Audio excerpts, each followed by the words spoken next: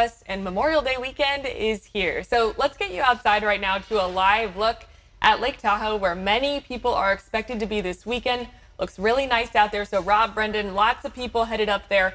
Going to be some traffic, but should be really nice, right? Yeah, not just Tahoe, but across Northern California. No matter where you're going, at any point this weekend, you're going to have really just terrific weather. Yeah, it's going to be great. And, you know, each one of these big holiday weekends, we've got Memorial Day, July 4th, Labor Day, they're all a little bit different. So I wanted to highlight some of the options that you have specifically to this time of this year. So let's go ahead and show you some of the things. Yes, you can still go skiing this weekend if you want to. Palisades Tahoe is still open. I'm going to add also Mammoth is open, but usually that's a longer drive, so maybe that's not close to you. But certainly this will be open, and this is going to be the last weekend of the year. Campfires, if you're going camping and spending time in this area, you can still have campfires. There are no major burn restrictions related to that yet. Of course, as we know, at some point when we're looking at a long, hot, dry spell, that will change. But as of right now, you're good to go. And I'm calling this the mini state fair. This is the Sacramento County Fair. It's at Cal Expo.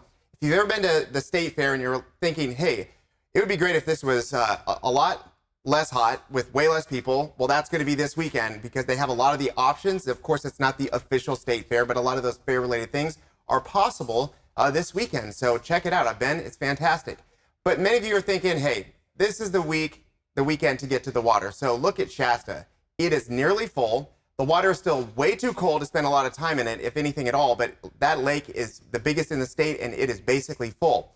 Here's another option. The second biggest lake in the state, by the way, fantastic weather there as well, is Oroville. It is nearly 100% full. The water also very cold, but you can see the weather in that specific spot, 70s, 80s, and if you want that hot boat day, that's going to be on Monday, on Memorial Day. A little bit of everything, each day a little bit different. Exactly, and Folsom much smaller, but still very accessible. It is going to be busy. The coldest of the lakes, also Lake Natoma, which is below, which has the coldest water of the two, so watch out for that. It is nearly full, and the weather in that region near Folsom, El Dorado Hills, going to be fantastic. Not quite as hot, only in the upper 80s by Monday, but you can see all those lake options are good to go water-wise, but temperature-wise still really cold to do much of anything. And there's a pattern that you've seen with all of these, Shasta, Oroville, Folsom, even in the valley, is that tomorrow's going to be in the 70s. It's going to be the coolest day of the weekend. Then we're going to be very seasonal on Sunday in those low 80s, mid 80s, depending on where you are. And then Monday, Memorial Day proper, the hottest day, upper 80s and low 90s across the valley. So that's why it's like each day